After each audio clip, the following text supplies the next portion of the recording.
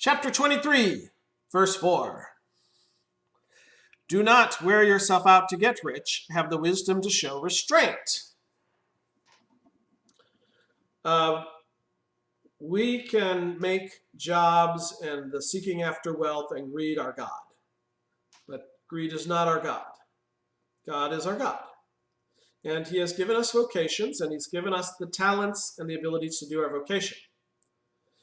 He wants us to do it diligently, and he wants us to do it in a focused, non-sluggish way.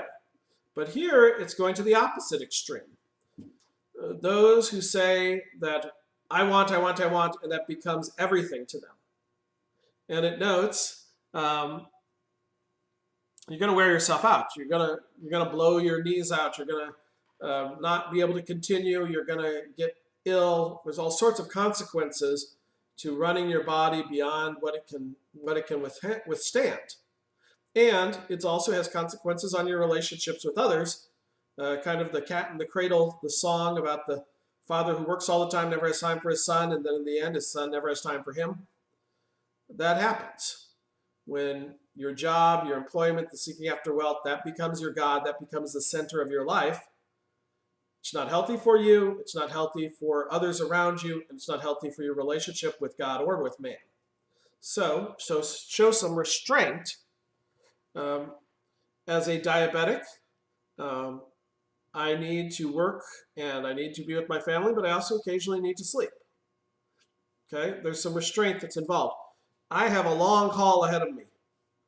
Lord willing, I have many years left to be a husband, a father, a pastor, a friend. And I want to do those well, but I also want to do those within the context of the gifts God has given me and the energy and abilities God has given me. Let's move on to verse 5. Cast but a glance at riches, and they are gone, for they will surely sprout wings and fly off to the sky like an eagle. Awesome. Don't you like the imagery there? I'm just glancing at what they say at the bottom. Everything is dust in the wind. That's what they're saying at the bottom. I'm just curious.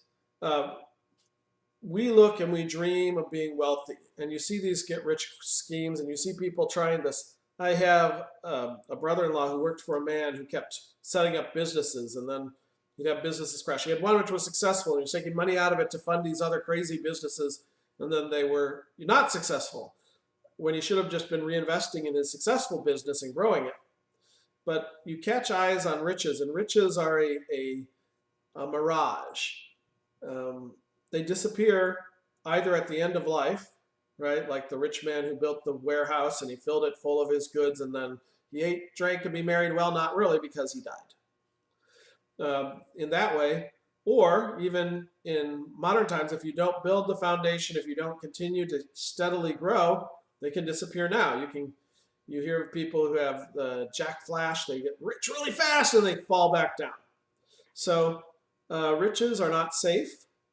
They are things which other people want and which can disappear very quickly. In the world of digital money, they can disappear more quickly than you can imagine.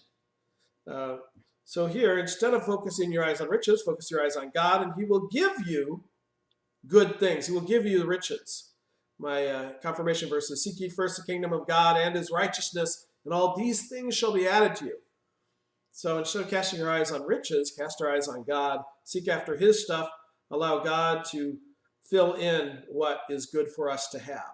Or maybe we will be rich. In my case, probably not. 6. Do not eat the food of a stingy man. Do not crave his delicacies, for he is the kind of man who is always thinking about the cost.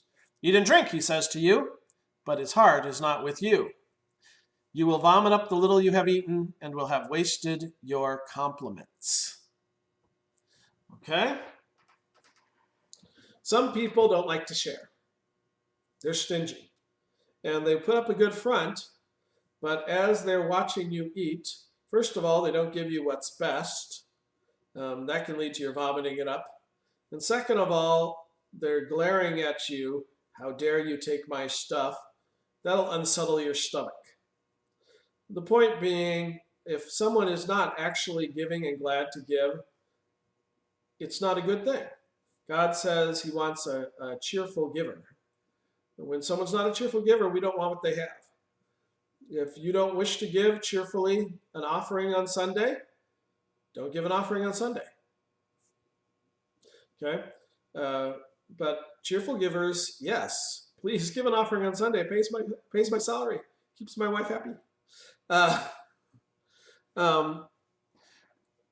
But you look at the person, and if they don't wish to gift, then don't try to get from them. It just says it's going to be gone. It's not going to sit well with you, even if you get something. Okay, and you're going to be wasting your time saying how thankful you are and how good it was that what you received, because the person doesn't care. They just don't want you having their stuff. Moving on to 9. 23:9. Do not speak to a fool, for he will scorn the wisdom of your words. Okay? And coming up ahead, it's gonna say, speak to a fool or he'll never learn. But do not speak to a fool, for he will scorn the wisdom of your words. Jesus at one point says, don't throw pearls before swine.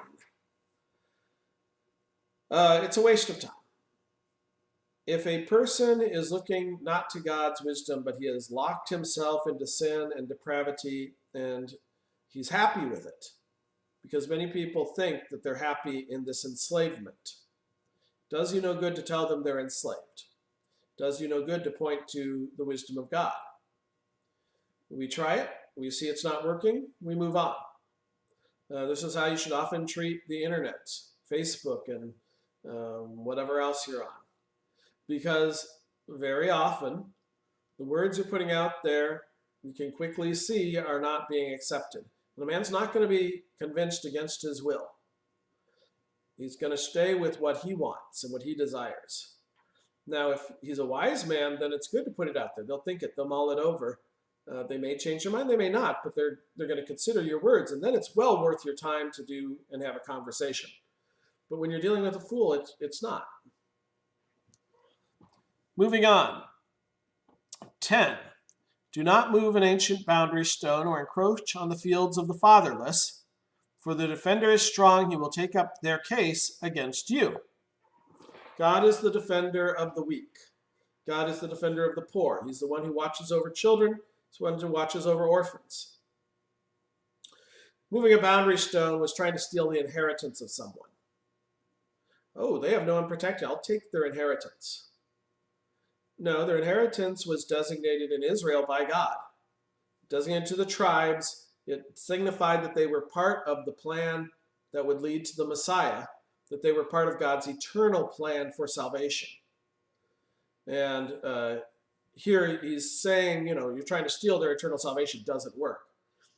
So it applies eternally. It also implies in day-to-day life.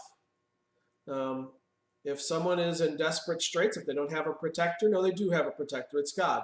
So you should act as their protector too, because you're a child of God. You're their brother.